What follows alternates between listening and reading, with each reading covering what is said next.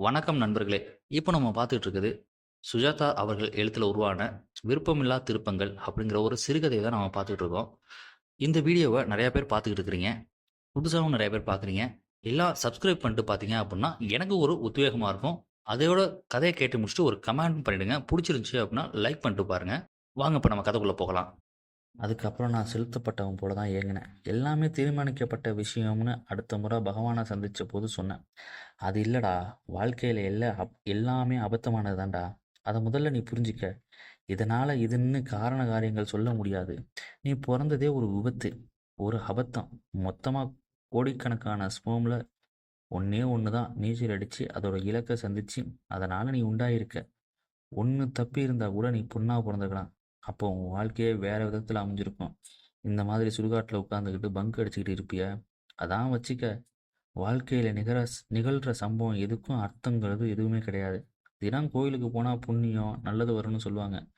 கோயிலுக்கு போகாதவன் கொளிக்கிறான். கோயிலுக்கு போகிறான் அடுத்த வேளை சோத்துக்கு ஊற்றிக்கிட்டு இருக்கான்.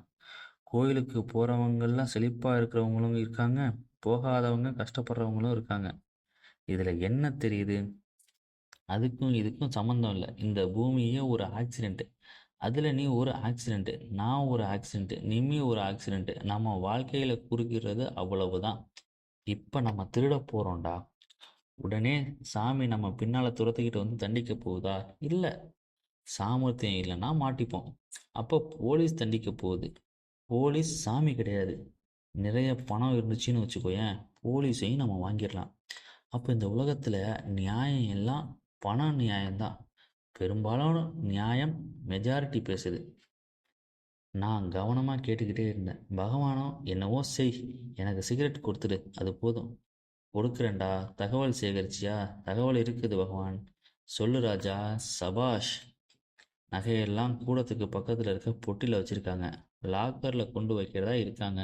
இன்னும் போடல. சாவி சாவி இருக்கிற இடமும் தெரியும். அலமாரியில் ஒரு பொம்மை அதில் இருக்குது. அலங்கார பொம்மை.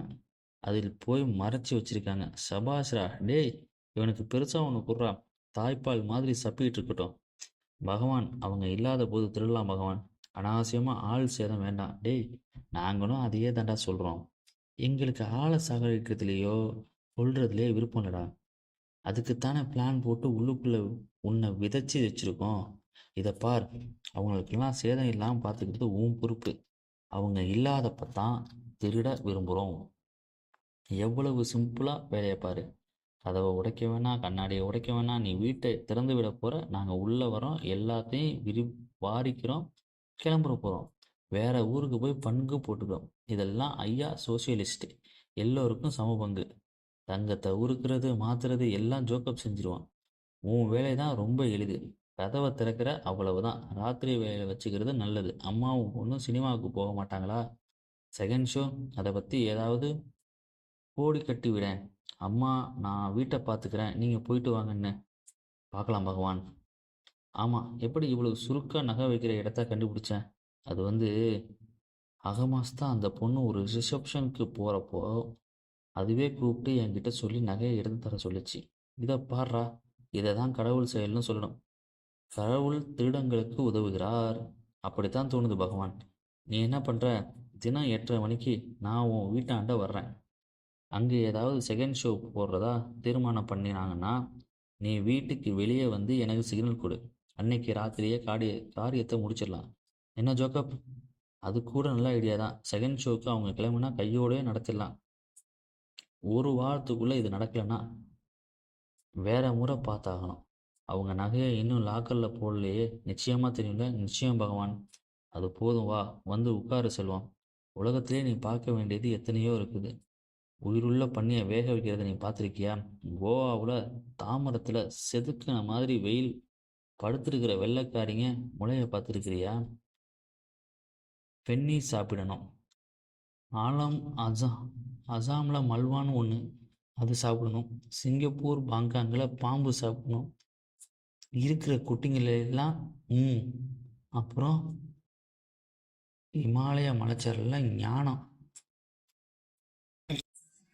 ஞானம்னா என்னன்னு உனக்கு சொல்லக்கூடிய ஒரு சாமி இருக்காங்கடா. பொம்பளை ஜோதின்னா அப்படியே ஜோதி. உடம்புல எதுவும் கிடையாது. தலைமயிரும் விபூதியும் தான் மறைச்சிருக்கும். அந்த கண்ணால் ஒரு பார்வை பார்த்துட்டாங்கன்னா போதும், அதுலேயே உனக்கு பரமபதம் கைலாசம் எல்லாமே கிடைக்கும். வா கண்ணு, உனக்கு ஒரு வருஷத்தில் ஒரு நாளுக்கு உண்டான அனுபவத்தை காட்டுறேன். எங்கள் கூட சேர்ந்துட்டல்ல, இனி உனக்கு மோட்சம்தான், தெரியுதா? சரி பகவான். முதல்ல இழுப்பை இழுத்தேன். என் பதறி போன அங்கங்கள் எல்லாம் சமநிலைக்கு வர ஆரம்பிச்சிச்சு. நான் செய்தது செய்ய போகிறது எல்லாத்துக்கும் கற்பித்த நியாயம் கிடைச்சிச்சு. யாரையும் கொல்ல போகிறதில்ல, அவங்கக்கிட்ட இருக்க நகையை பிடுங்கி வச்சுக்கிற போகிறோம். அது தப்பா? இது இல்லாமல் அவங்களால உயிர் வாழ முடியும் இல்லையா? வருஷத்துக்கு ஒரு நாள் 2 நாள் போட்டுக்கிற நகையை பாக்கி நாள் லாக்கரில் தூங்குற நகை எடுத்துக்கிட்டா என்ன தப்பு அப்படின்னு பகவான்கிட்ட சொன்னேன். அதுதான்டா நான் சொல்கிறதும். பகவான் கார்ப்பரேஷன் வெளிச்சத்தில் சின்னதாக ஒரு புஸ்தகத்தை எடுத்து அதை பிரித்து, கேளுங்கடா ஞான சொல்லுங்களா, 400 வருஷத்துக்கு முன்னாடியே சொல்லியிருக்கான் மாக்கியாவெல்லி.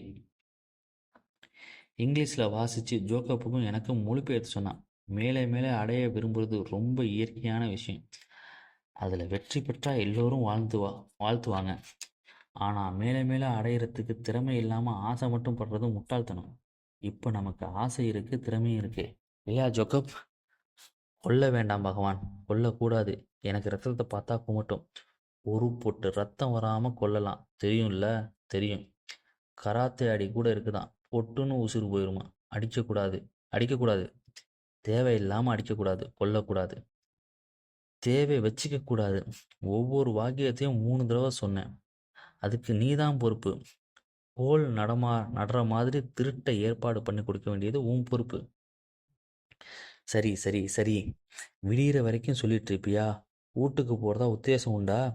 மறுநாள் ஞாயிற்றுக்கிழமை காலையில் எப்பவும் போல் எனக்கு தைரியம் கலந்துச்சு. எண்ணெய் தேய்ச்சிக்கிட்டு வந்த நிமியை பார்த்தேன்.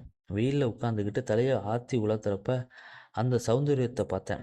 எனக்காக இந்த தவறு செய்யணும், தவறு செய்கிறத தீர்மானிச்சுட்டா வேறு தவறு செய்யலாமேன்னு தோணுச்சு. மறுபடியும் அலையடி.